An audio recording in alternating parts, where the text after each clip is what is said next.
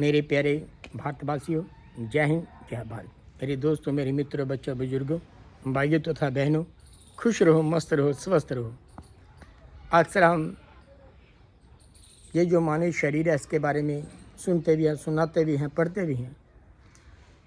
ऐसा ही रामचरितमानस के अंदर उत्तरकांड में बड़े ही सुंदर अल्फाजों से बयान किया हुआ है। एक बार गरुड़ जी काकभूषणी जी के चरणों में प्रार्थना करते हैं कि हे प्रभु, यदि आप मेरी भक्ति के ऊपर प्रसन्न हो तो मेरे 7 प्रश्न हैं और इन 7 प्रश्नों का उत्तर का व्याख्यान कीजिए। बड़े प्यार से, नम्रता से कहते हैं। वो 7 प्रश्न कौन थे कि प्रथमे कहो नाथ मत दीरा, सब ते दुर्लभ कवन शरीरा, बड़ दुखवन कवन सुख वारी, सुई संशय कोह विचारी, संत असंत मरम तुम जान्यो, तिनकर सह सुबह बखान्यो, कवन पुण्य श्रुति विदित विशाला, कहु कवरम अग परम कराला। जो 7 प्रश्न थे कि सबसे पहले दुर्लभ शरीर कौन सा है,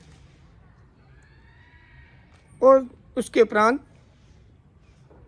कहते हैं कि सबसे बड़ा दुख क्या है, सबसे बड़ा सुख क्या है, संत और असंत का भेद जानते हो वो बताइए, और वेदों में सबसे बड़ा पुण्य क्या है और सबसे बड़ा पाप क्या है।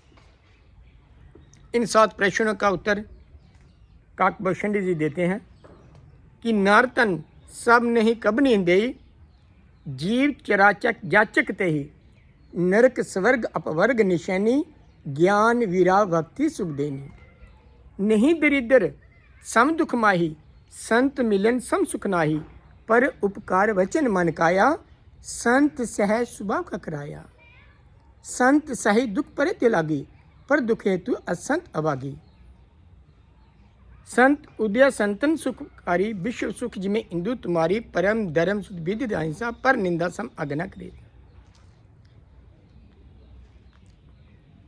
काकभूषणी जी इन 7 प्रश्नों का उत्तर देते हैं कि मनुष्य शरीर के समान कोई शरीर नहीं है। चर अचर सभी जीव इसकी याचना करते हैं। ये जो मनुष्य शरीर है, नरक स्वर्ग और कहते हैं कि ये स्वर्ग की सीढ़ी है, ज्ञान विराग और भक्ति देने वाला है। दरिद्रता के समान कोई बड़ा दुख नहीं है, संतों के मिलने के समान कोई बड़ा सुख नहीं है। मन वचन और शरीर से परोपकार करना ये संतों का सहज स्वभाव रहा है। कहते हैं कि संत और असंत की बात बताइए कि संत दूसरों के हित के लिए, दूसरों की भलाई के लिए कहते हैं कि दुख सहन करते हैं, जो असंत होते हैं वो दूसरों को दुख पहुंचाने के लिए। इसी प्रकार से कहते हैं कि जिस प्रकार से संतो महात्मा का इस धरती के ऊपर, वो जब इस धरती के ऊपर आते हैं वो इस प्रकार से होते हैं जिस प्रकार से कहते हैं सूर्य और चाँद पूरी दुनिया को रोशनी देते हैं, शीतल रहते हैं, रोशनी देते हैं। इसी प्रकार से संत भी इस धरती के ऊपर इस प्रकार से होते हैं। और वेदों में अहिंसा को परम धर्म माना गया है, और जो दूसरों की निंदा करता है इससे बड़ा कोई पाप नहीं है। अर्थात ये सिद्ध हो चुका है कि दूसरों की हम निंदा करेंगे इससे कोई बड़ा पाप नहीं है। हाँ, प्रयास करेंगे किसी की हम निंदा ना करें। ये मनुष्य शरीर हमें मिला है, इसका लाभ लें। इसका लाभ यही है कि हम खुद इंसान बने, इंसानियत वाले कर्म करें, हर एक इंसान का भला करें, भला सोचें और भले की कामना सबके लिए करें। यही प्रार्थना करें कि परम पिता परमात्मा सब तेरी संतान, भला करो सबका प्रभु, सबका हो कल्याण। इन्हीं शब्दों के साथ मेरे प्यारे भारतवासियों, जय हिंद जय भारत।